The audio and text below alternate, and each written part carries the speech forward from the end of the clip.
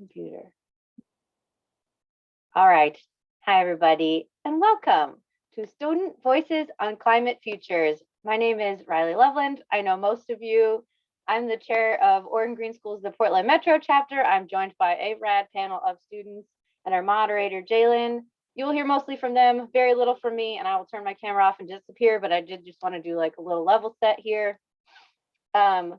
Again, we are the Portland Metro chapter of Oregon Green Schools, and Oregon Green Schools is here as a sustainability and climate leadership resource and leader to create an inclusive network with resources for students, teachers, communities, everyone across the board.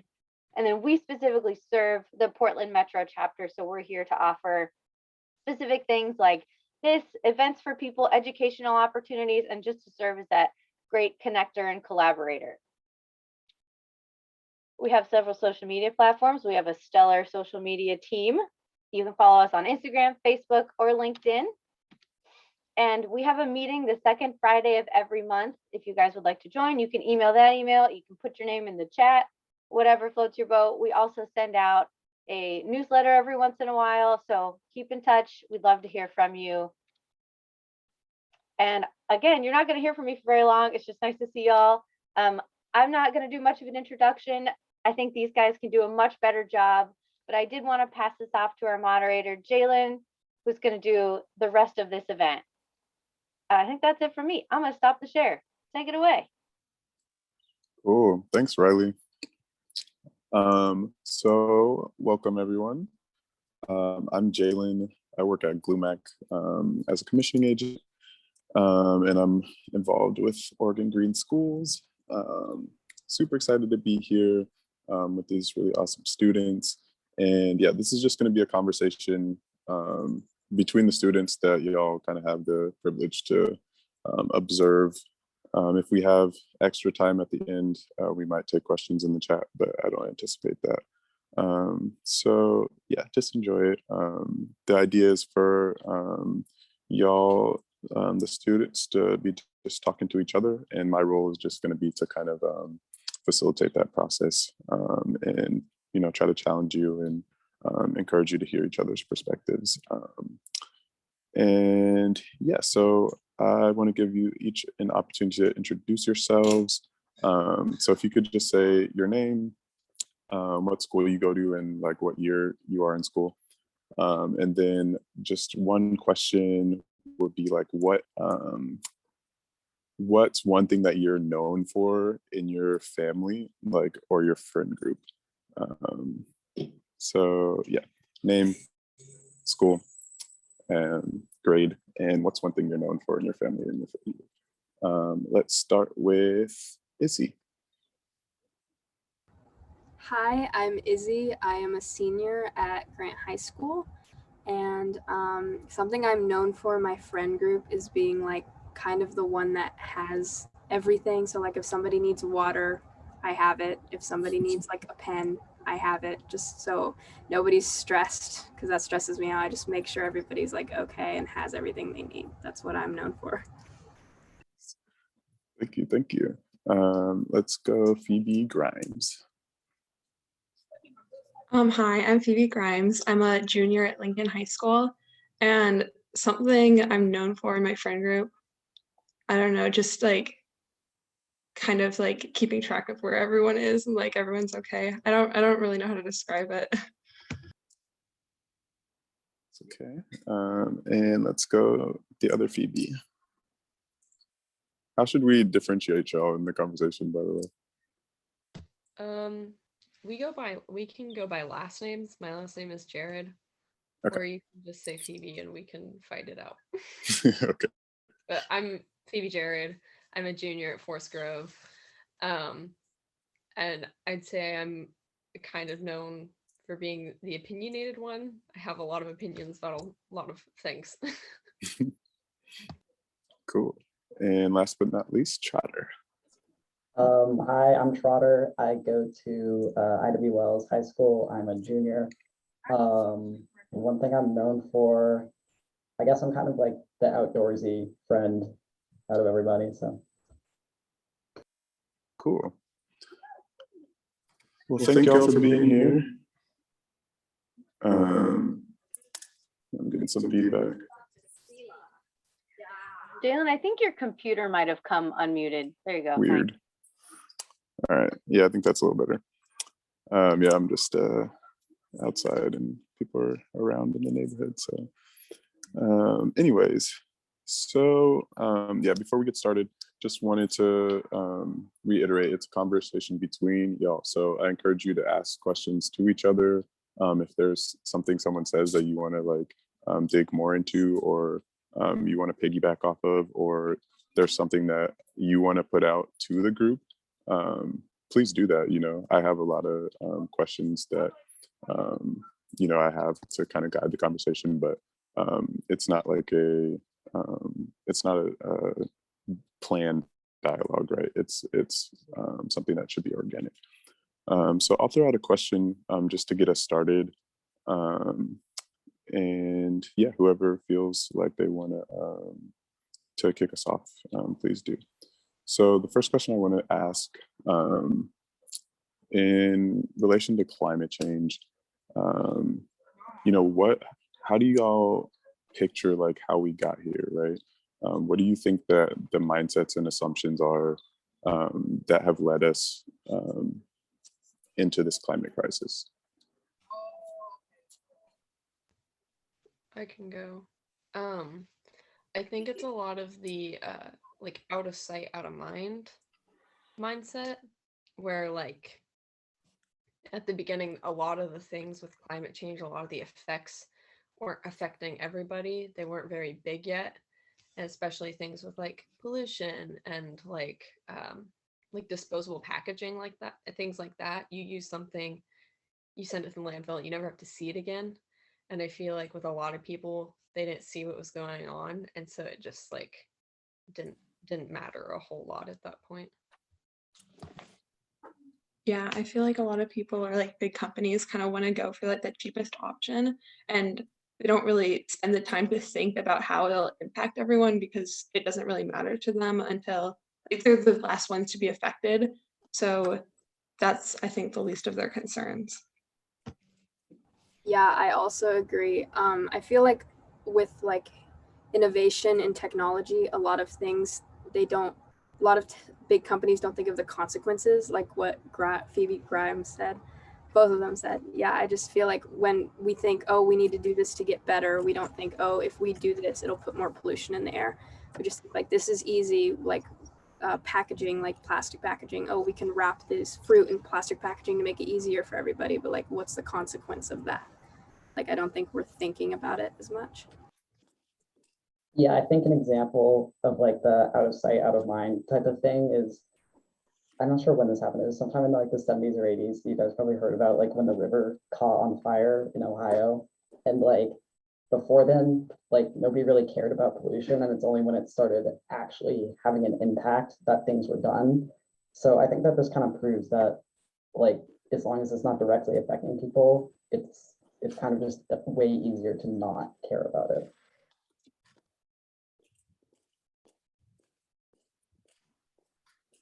Yeah, I think that makes a lot of sense, y'all. I guess like following up on that, what you just said, Trotter, as far as like people not responding until they feel the effects. I'm wondering how y'all have felt the effects of climate change in your lives, and how that's impacted, you know, your view on it.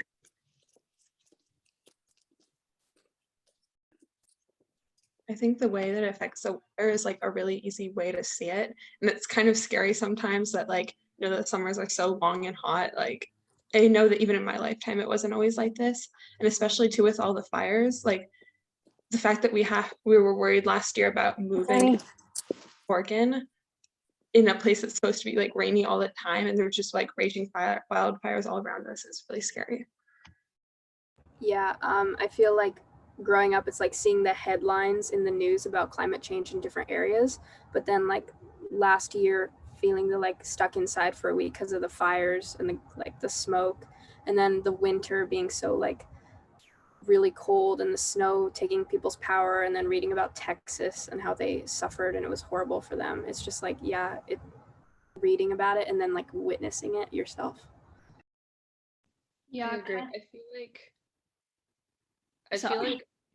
it's okay. I feel like over our lifetime specifically, um, it's become so much more extreme, kind of with the same timeline as us aging and becoming aware of it. So like, just like what you guys were saying, like as I've gotten older, I've seen. Sorry, my dog is barking. I've seen more and more about it, and it's really hard to ignore. Like I have a hard time just going about my daily life. Yeah, I agree. Like, if it's gotten so much worse just in the time that we've been alive, then like it's gonna get so much worse in the future that it's kind of just impossible to ignore it, especially with as Issy I think was talking about, like all the headlines and stuff that keep popping up. It's just not only are there like effects right now, but you sort of know in the back of your mind that next year the fires will be worse. Yeah. Yeah, I think I want to dig into what you said, Phoebe, Jared, about how you've grown up and kind of developed like more of a consciousness of it, but also like a serious like I guess fear. I don't want to define it for you, so I guess I just want to open it back to you as far as like, can you talk about like what your personal kind of relationship is with the climate crisis? Like how does it affect you as a person? Yeah, I know, like I said earlier, I have a lot of opinions, and I'm very passionate about the environment and things like that.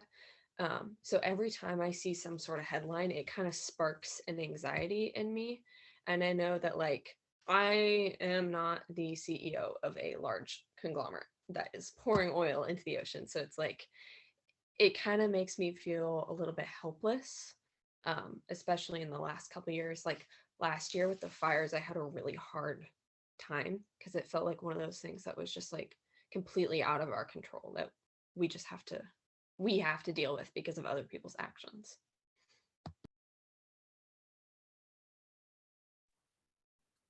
Yeah, thank you. I'm wondering if anyone else has felt a similar way or a different way.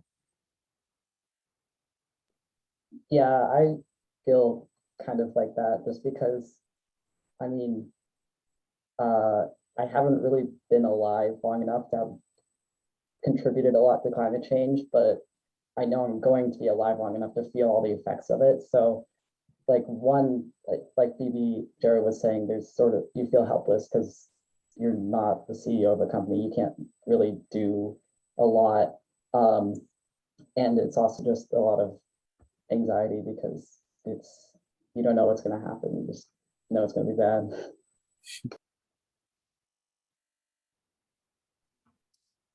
Yeah, and I feel like there's a lot of pressure put on us to like individually like try and change it. Like obviously you should like compost and everything, but more like lifestyle changes, like vegetarian and becoming vegan and all that. Like I really would like to do that, but I also like read so much, and it really does seem like the impact it would make isn't like big enough to actually change anything. So that kind of like adds on to what they were talking about with like just feeling kind of out of control of it.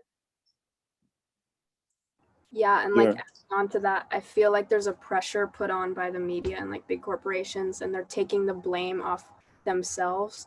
Like there's big corporations that like have a huge history of pouring oil into the oceans, and they all do that, and then they say like, oh, it's not our fault, it's yours because you're eating meat, or like you're doing this. And I feel like they're doing that on purpose so everyone will ignore what they're doing, and it's adding to the like what everybody said, the helplessness, especially like with the fires last year. I have asthma, so like it was horrible for me because it was hard to breathe. But then I was thinking like, I'm not even in California. It's horrible to feel like what they have to be evacuated. They lost their houses. Like that adds to the helplessness by saying like it's not even the worst effects for me. I feel horrible for what these other people are going through, and you just like feel the need to help, but you really can't as much as you want to. Yeah, thank you.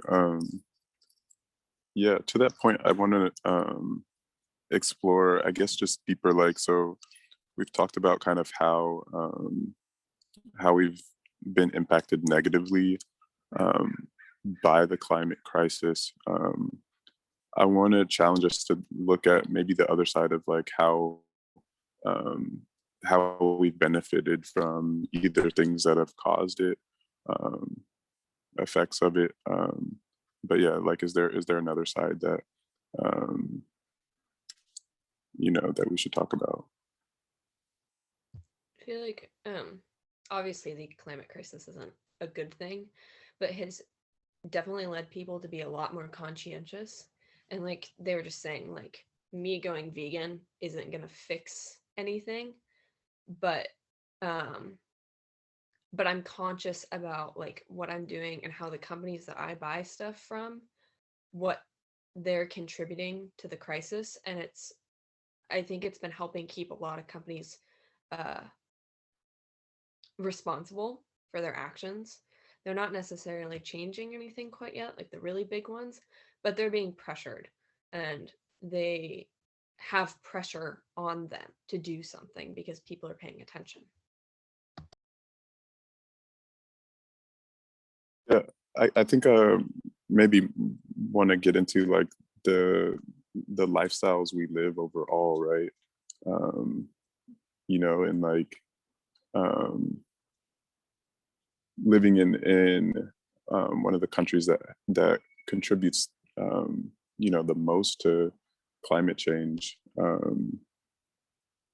Yeah, like I just want to put that out there. How do you reconcile that and participating in that in this society, right? Well, like in the grocery stores, you can see like so much unnecessary plastic. It's like used for quite literally no reason except to make it easier.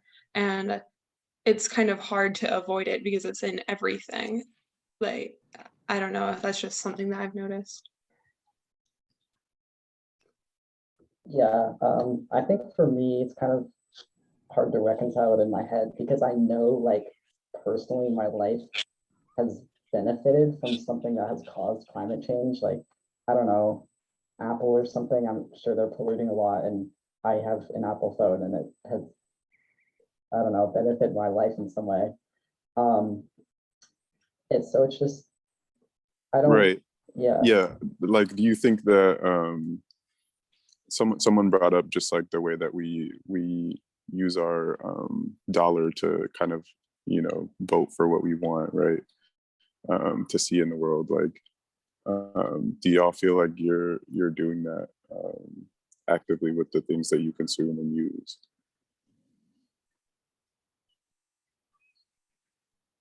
I feel like with the idea consistently in the back of my mind that we are having a crisis kind of helps me choose different things. Like if I have the option, I'll choose a similar item that doesn't have plastic packaging or it has recyclable packaging. And it's like it's pushed me to learn more about recycling and what can be recycled where and stuff like that.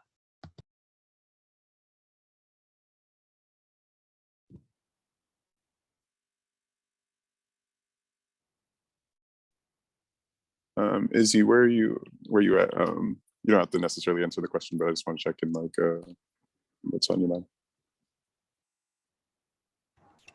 Yeah, with Phoebe, Jared said, like, thinking about what we're consuming, with recycling, with like also what Phoebe Grimes said, going into the store and like seeing all this unnecessary plastic, and like with me learning about how fast fashion contributes to climate, and like thinking about, because obviously we need clothes, so just like being conscientious of where I buy, like how, like not buying something, oh, I'm going to need this for this one time, I'll get it, and like thinking like, oh, I'm going to buy this, I'm going to use this for years, to not contribute and like throw things away. I feel like I've noticed that a lot in this country. Like a lot of things are put on the market that are just like one use or three uses, or people buy them with the mindset of I'm going to use this for a month and then I'm going to throw it away because I get tired of it. And I've noticed that a lot. I see. So it sounds like it's kind of like maybe not necessarily like y'all deciding like, okay, I'm, in high school, but I'm going to change like this whole entire lifestyle, but instead maybe having like a something guiding you in your decision making to choose one thing over another. Yeah, I think that's cool. Yeah, I want to give y'all a chance if there's something you want to throw out before we kind of move on to another topic.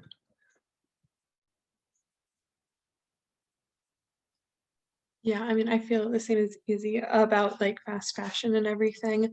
Like just being mindful. I mean, it's pretty much, I agreed with everything she said. Cool. So yeah, one question that a lot of folks were curious about is just like, as Gen Zers, whatever they're calling y'all these days, where are you getting your news from? And how are you building the worldview that you have around climate change? I mean, I look at like a whole bunch of different news sources, and I don't know, I don't like really go to like one certain place because I feel like a lot can be embellished or changed. So I just try and like see what I can find, but come up with like something in the middle, know that it's probably worse than they're making it seem. Yeah, I mean, I, like Phoebe said, I go to a lot of different ones because, like, at least with the 2016 election, like, our teachers all taught us about looking at unbiased news sources, and like each news source is going to have a little bit of a bias, and how to like, they taught us how to look into each side, and like, even if you don't necessarily agree, just like read every article, and just like, you don't have to do that, but that's what I learned, was just like, oh, if I heard something on the news that my mom watches, oh, I'll look it up and I'll look at this one and then this one and this one, and then I'll form my own opinion based on like what I read. I agree. I kind of do that too. I get a lot of my news off of social media, actually. There's a ton of accounts like on Instagram that are environmental news, and a lot of them make really good informational graphics. So usually if one of those comes up, I'll look through that and then I'll see if I can find any more information that says anything different about it. Yeah, I agree. Yeah, with like the non-biased stuff, I mean, definitely if you're looking into something, you want to look at different sources. But I think personally for me, when it comes to like climate change specifically, I try not to like read every article about it, because it all basically just says another bad thing that's happening, and it's kind of just like more anxiety inducing for me. So when it comes to climate change specifically, I typically just try to like only read about and like learn about the bigger news, like when the fires in Oregon were happening. Obviously, like not only was I part of it, but I was reading about it. But for smaller stuff, I just don't feel like it's necessary for me to learn about it, because all it does is just like, give me anxiety. And I don't know what you think of that, but Yeah, I like the honesty. I think a lot of us are, we know how we should consume news, but it's not always the same as how we do, get the majority of our information. Trotter, what can you talk about just like in your school experience, how do you feel like you were exposed to climate change in school, and like do you think it's done like an adequate job of making you aware and like equipped to deal with it? yeah, I think at least in my experience, there hasn't really been a ton of school stuff like focused on climate change. It's more just something that, I mean, because we're in such like a liberal area, like all the students and all the teachers like acknowledge it's a thing, and sometimes we'll just like impromptu discussions come up about it. But as far as like formal teaching goes, I think, you know, obviously there's like the Earth Day packets you would do when you're in school on that. And sometimes like in social studies or history or something like that, you would read an article and write something about it, but it was more just one-off things. And not really like, I don't know, there's not like a whole unit on climate change that I've learned about. I agree with Trotter.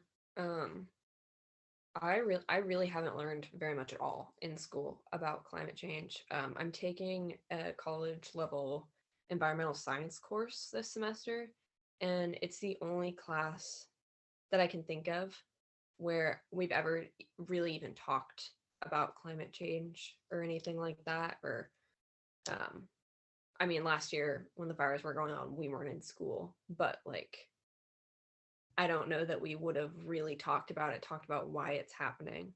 So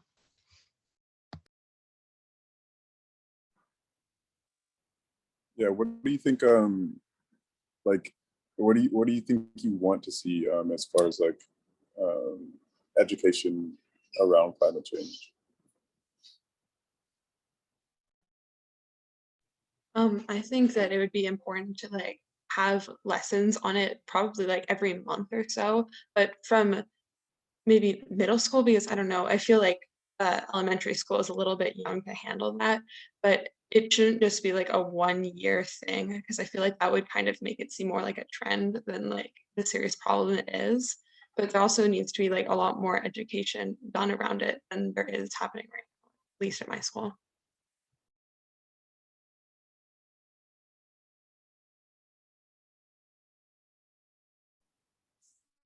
Cool. Phoebe Grimes, I'm gonna put you on the spot a little bit. Can you, what's a question that you have that you want to hear the opinions of the group about? Wait, I'm sorry, I didn't hear that. And can you repeat that? Yeah, I'm just gonna challenge you to like ask a question to the group, something that you're curious about.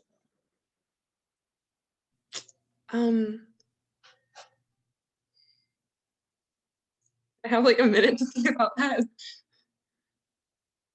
Yeah, for sure. But yeah, I'm gonna come back to you. Let's see. So something else that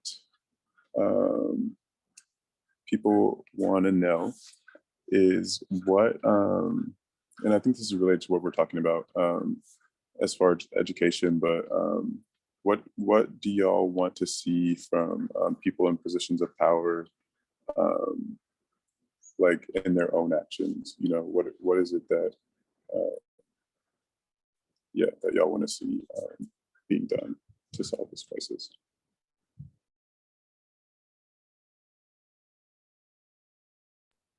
I mean, I feel like the obvious one is if like CEOs or people in positions of power in companies that are polluting a lot, for them to sort of take responsibility for their actions and start, I don't know, shifting those companies towards polluting less, hurting the environment less. I don't know, for me, that's kind of the obvious one, but the other one that I kind of think is almost more important is in the government, like government officials really need to create more laws and regulations surrounding climate change, because individually, not every CEO is going to make the shift towards a more environmentally friendly company. That's only going to happen if the government sort of forces them to do that. So I think that's sort of the more important one, in my opinion. Yeah, I definitely agree with Trotter on the like introducing legislation from the government and like making these companies think about their what they're doing to the environment. And I mean, the government has always been concerned about public health. That's something I'm learning in my like medical class right now. And I feel like we've always thought the earth was expendable and we can use it as much as we want, and that the companies are using that to their advantage. So if the government could just like think about the public health and how this is affecting our whole world, and they can input laws and legislation to keep the big corporations in check.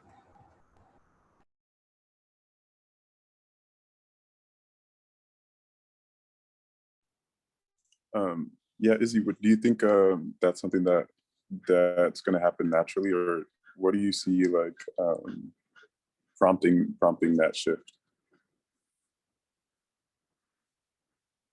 Do you mean like prompting the shift for like what, like, sorry, can you explain that? In the government, right? Like, so I hear you saying like we need legislation, right? And like I guess I'm wondering like where do you picture that the drive for that legislation coming from? Well, I mean, with our government being very divided on like right and left, I feel like the push for this is going to come from our generation right now. I mean, like the climate strikes is like showing, oh, this needs to happen. It's not like they're if it keeps happening, climate strikes, we keep getting like environmental clubs in school, we keep pushing. I know there's a club at my school that has had frequent conversations with Kate Brown regarding this. If our generation keeps pushing and striking and like showing that this isn't like a trend, we're doing this because we need to do this, then it's going to start putting pressure on the government. And as soon as we start like growing and going into those positions of power, it's going to start naturally just shifting.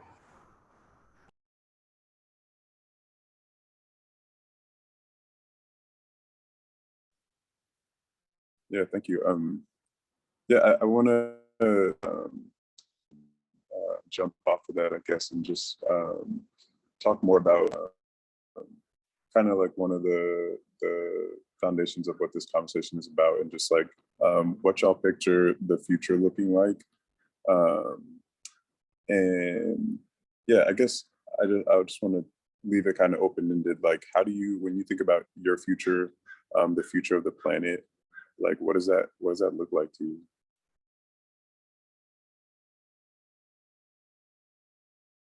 I try to have a lot of hope involving that, but I also think that if we don't make some sort of drastic change like really soon, it's not gonna go very well. Like I have a hard time envisioning a future without thinking about how different the planet is gonna be and how much it's gonna be struggling, and how like it's not gonna be easy. How do you picture it being different, Phoebe? Just, I don't know. I've been reading a lot about how there's so many there's a lot of floods going on. There's a lot of people being pushed out of their homes, especially people in poverty. They're having to leave leave where they live because they're being pushed out by floodwater. I think we're going to have a really hard time with, I mean, housing is going to be a problem, but I really think it's going to be the least of our problems. I think we're going to have a lot less biodiversity, I think we're going to have problems with crops and feeding everybody, and so many more droughts and fires and just natural disasters.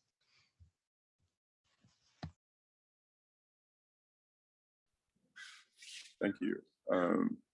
Yeah, that, like, I think we're getting into some cool territory. I'm curious, like, for the rest of the group, like, what do y'all picture, when you think of the future, as it relates to climate, as it relates to your own life? Yeah.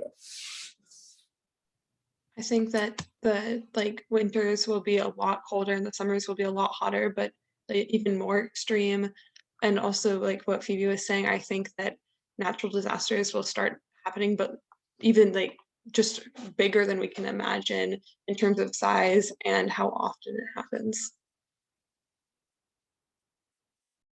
Yeah, I agree. And also like Phoebe Jared said, the crops and like thinking about how we're going to feed everybody, because like certain crops and agriculture need certain conditions to grow, and if those conditions aren't around anymore because of climate change, then like certain foods are just not going to be available, and some of those foods are readily available in widespread, and then as soon as that disappears, then like we're not going to be able to feed everybody. Yeah, I think I kind of agree with all that as like direct consequences of climate change, but I think also it'll sort of like exacerbate other social issues that we have right now because, you know, if we're worried about feeding everybody, it's kind of hard to fight for social justice at the same time. And if you have, I don't know, a clean water shortage, then the government will become even more divided than it is now. So not only are there going to be a lot of like direct impacts of it, I think it'll sort of go into every aspect of your life. Yeah, I agree. And also like I feel even if we reach that where there's like what Trotter said, no clean water, there's less clean water, and the rich and the elite are gonna have enough money to get it and like get food and everything. They're gonna have houses that can sustain it, to sustain themselves. Like they'll have the resources, and then it'll show us how big our economic disparity is, and like the poor will suffer while even then the rich won't as much. It'll just show people like until the rich start to suffer, I don't really think they're going to start to care as much. I agree with that. I think one of our biggest problems is that, like, just to be blunt, rich people do not care. It doesn't really matter how well. It's going to get really bad for us before it gets bad for them. And so the rich are just going to get richer, and the rest of us are going to struggle more. And so if we don't get them to see how much everything is already going downhill, that's going to be a really big problem, because the elite and the rich are kind of what I think will help us find a solution. Yeah, I want to just throw in like what about the fact that globally, you know, as Americans, we are the rich, right? And how y'all, you know, what does that mean in a situation where there's a ton of scarcity for resources on Earth, and we are the rich? I mean, I know that our country like doesn't help pretty much anyone. Like we only do it if our government only does it if it helps us. And if we're gonna like work through this, we're gonna have to overcome that. But I think that might be a really hard issue to overcome. Yeah, I think the question I want to ask is like,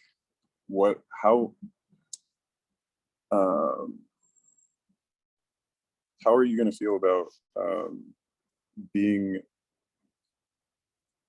taking these limited resources in that situation, right? You know, like, are we still going to accept like that? Hey, you know, we're the privileged, and like it's just so happens that we're the ones that are doing okay in this situation, or are we going to, you know, give up the privilege that we have because, you know, a lot of other people aren't?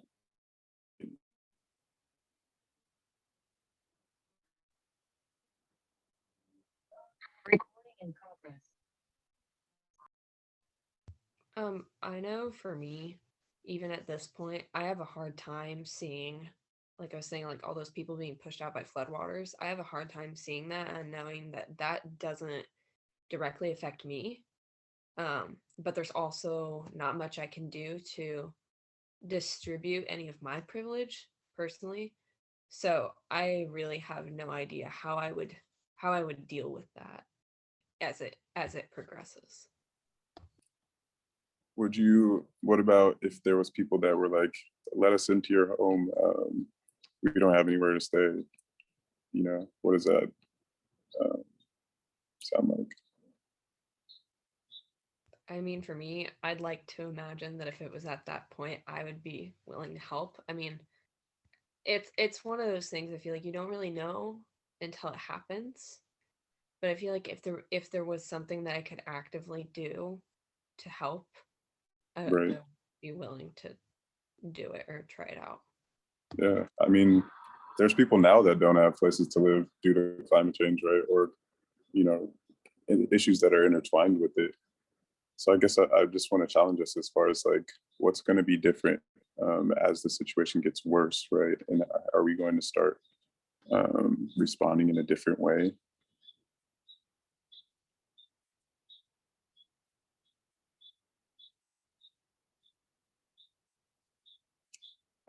Yeah, and maybe that's just a question that's hard to answer, but I think that's kind of the point of the conversation, right? Is to get to places where we don't necessarily have like, an answer rehearsed, right? Or something that we've necessarily thought about before.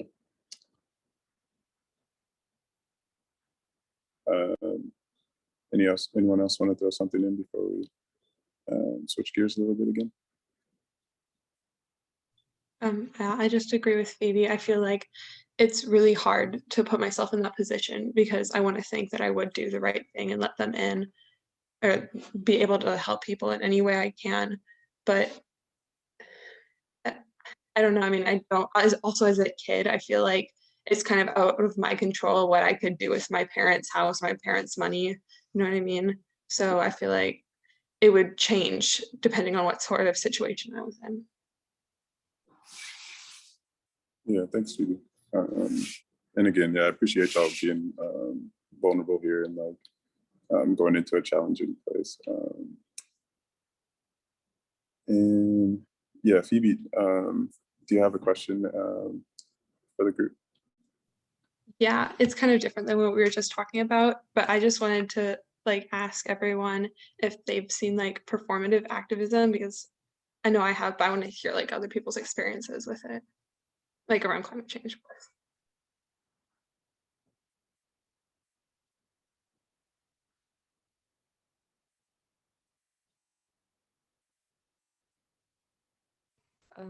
I know that I definitely have, especially when the fires were going on. Last summer and this summer, when the summer was really hot and really bad, I saw a lot of people that were posting on their Instagrams, or they went to, one or two climate rallies when it was really bad. Just kind of like what happens with a lot of social issues. And they were saying, we need to rally, we need to find something to fix this and something to do. And then, after those heat waves, it cooled back down. And now it's like raining constantly. And everybody's kind of forgot that that's not really normal either. And it looks to me, I can't speak for anybody else at your guys' schools, but at my school, it's like everybody's kind of moved on.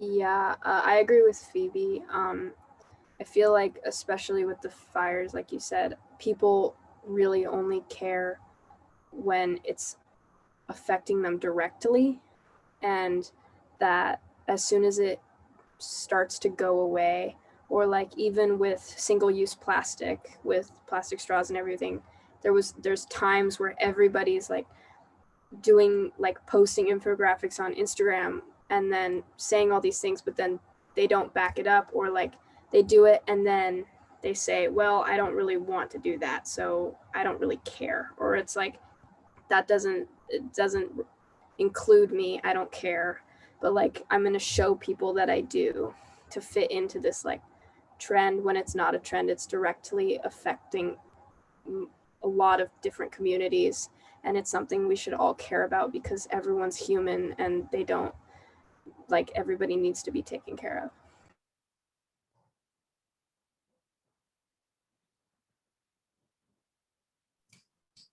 Yeah, that's a great question.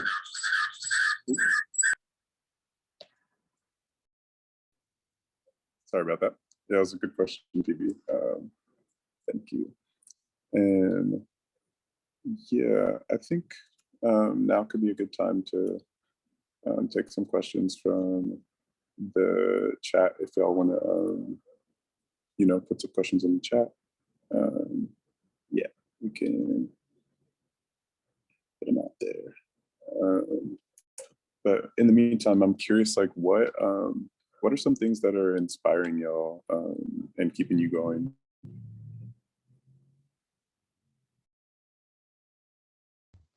I kind of resonate with Trotter about how I can just kind of read about the bigger things and the happier things with climate. And so this week, a bunch of companies came together and they pledged $5 billion to protect, I think it was 30% of the earth in the places that it's really important for biodiversity.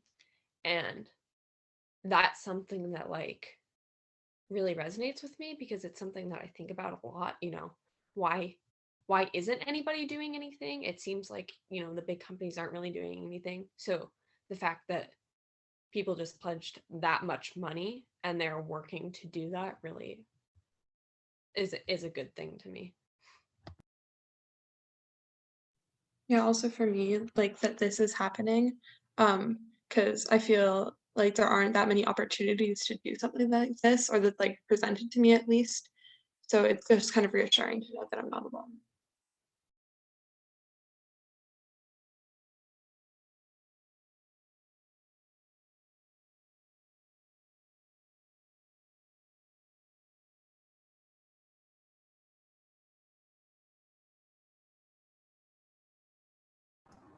You're muted. Thank you. So there's a question from the chat that I was going to throw out, and that's how many young people are doing phone banks and canvassing for projects like the Environmental Voter Project or Sister District? Are you all familiar with these programs? I'm not. Yeah, neither am I. I don't like know anybody doing stuff for that or really know about that. Cool. Next question we got is, what specific climate change related topics do you wish you learned in middle and high school? We kind of touched on this, but I guess like I'm taking it as like, what are the more specific things like that y'all wanted to see taught in school?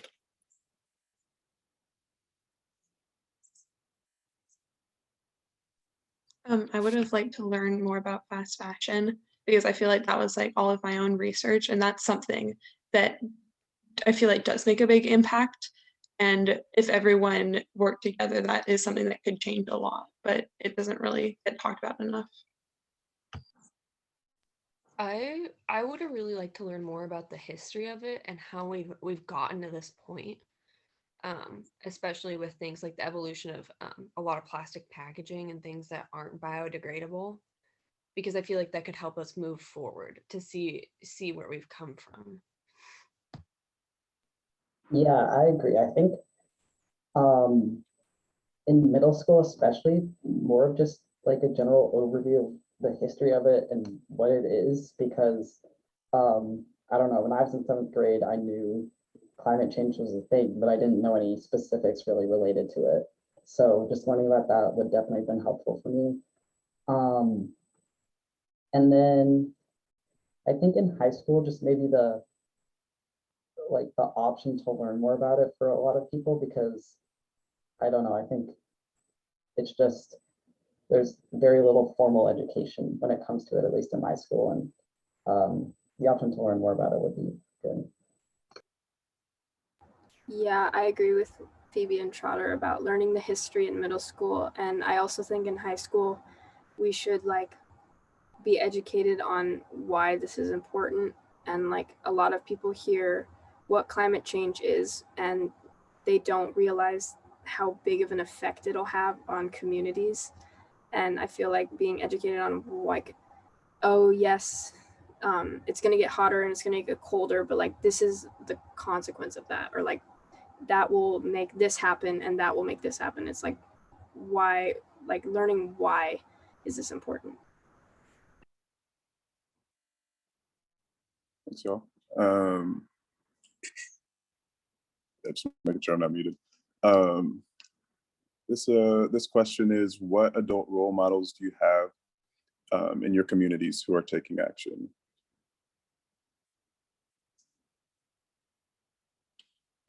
Personally, one of my only adult role models that I noticed is actually taking action is Riley.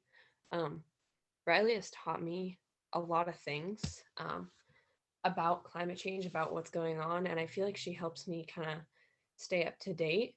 And she also has, she connected me and Phoebe with this. She has tried connecting us into a lot of different things and telling us ways that we can help and what other people are doing to help and stuff like that. Yeah, Riley also came to mind first for me, because I feel like I don't know any adults that are like have jobs in this sort of area, and it's really nice to hear that, because I know that that's something I'd like to do. It's nice to have a role model like that.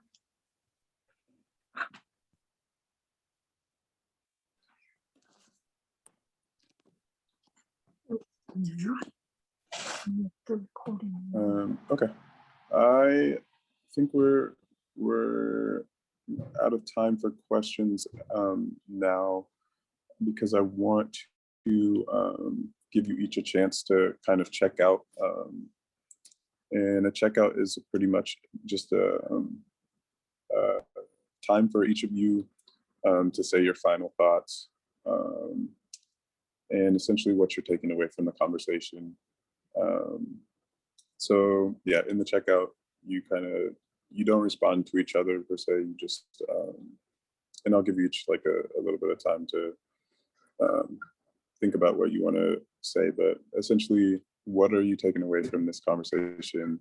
What are you going to be thinking about after maybe you hadn't considered before, or one thing that you want to learn more about? Yeah, or what's something that you wish you could have said, or you wanted to say in the conversation that you didn't feel like you got a chance to say. So yeah, whoever wants to start it off can do that, but also feel free to take a moment to think.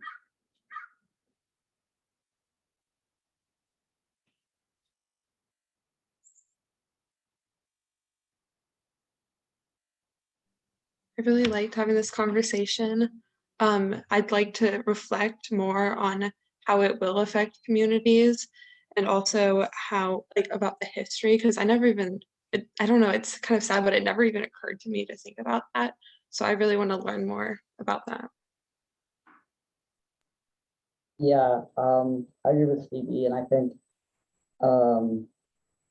in like my opinion, the most important like things that can actually happen to help like stop climate change is just learning more about it in schools, which we talked about a lot, and then also like governmental change, which I think we didn't talk as much about, but I just think that's one of the most important things.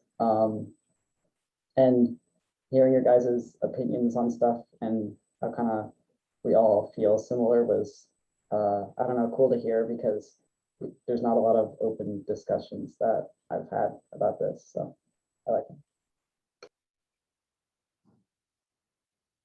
I really liked this conversation because it really helped me feel connected to other people my age. Like, we all go to different schools, and I think it's interesting to me how kind of similar our experiences are, even though we're kind of spread out a little bit, and how we all feel pretty similar, and there's more people than just me that care about it. I really like how this showed me different people's perspectives on topics that I'm passionate about, and how like Phoebe said, how meeting other people that share this topic and like learning different opinions on it, because that helps a lot. Cool. Well, thank you all so much. I feel like I personally got a lot out of this as well. And yeah, I think the rest of the folks on the call also really enjoyed hearing from y'all. You are inspiring, and yeah, you should be very proud of yourselves. I will hand it over to Riley if you want to close us out. But yeah, thank y'all for having me. And yeah, it's been awesome. That was amazing. I only cried 4 times. It's fine. Can I ask one more question? Because you guys said you really enjoyed being connected, and Bailey put this in the chat. I'm going to find it so I can actually quote it here. Gosh, you guys had so many questions.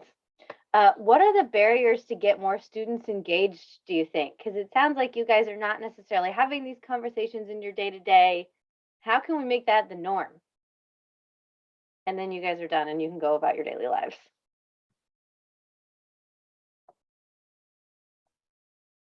I can't remember who mentioned it, but somebody said that a lot of people just learn that it is a thing that's going on. They don't really know why it's such a problem and how large of a problem it is. So I think if we could figure out how to integrate this learning into schools, or just any other way to make it maybe more accessible, it would be easier to talk about stuff like this. Yeah, I feel like we've talked about this a lot, but it's like, again, about the out of sight, out of mind, and also just like the stress that comes from it. Because even me personally, like I feel like if I think about it too much, I do get stressed. But having like a way to manage that while still being able to talk to other people is like a really important balance that like I think a lot of people need to find, including myself.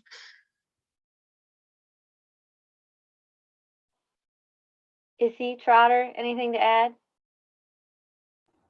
I feel like a big barrier, especially with like what both Phoebe said, is like it's not taught in schools. And also I feel like people are afraid to feel uncomfortable with this topic. And that's something we need to be okay with, is being uncomfortable, especially since this is such a big thing happening. And I'm taking AP Environmental Science, and like that's the only class in like my whole school career that I've talked about this in like a real light. And I feel like putting just environmental science in general, even if climate change wasn't as big, it's just like learning about how that works is very important, and it can be learned in like middle school and high school. So, and I feel like not having that is a big barrier for kids to just not think about it, or like not think it's something they want to learn. Yeah, I agree. I think just learning more about it, and that sort of leads to being more comfortable talking about it. If both those things happen, then I think conversations like this can become a lot more common, and I don't know, there'll be more clubs surrounding it and things like that. But yeah, it's just hard to get people to feel comfortable about a topic like as big as this. So. Awesome. You guys are phenomenal. I'm so excited that this happened. There's so many smiles, I'm sure, behind all these funny little black boxes. And maybe we'll get to do this in person someday. That is my great hope. So thank you all. We will have a recording of this if anyone is interested. I feel like the moment was so good. That's it for me. Anything else? Oh, actually, that's not it. I'm sorry. Jackie mentioned in the chat that the response to the climate crisis policy is seeking responses. So please, there's a text, or I'm sorry, a link in the chat, not a text. And then also, I meant to do this at the beginning. I put it in the chat. I'm a little frazzled today. This is part of Sustainable Building Week. There are still events tomorrow and Saturday. We're so happy that we had people join us that don't typically join our events because of Sustainable Building Week. This is true collaboration and sustainability at its finest. All right, now that's it. See y'all later. Thank you so much. We'll talk soon. Thank you. Take down those conglomerates. Thank you. And Trotter and Isabella. We've got some shit to do. Excuse my language. Thank you. Bye.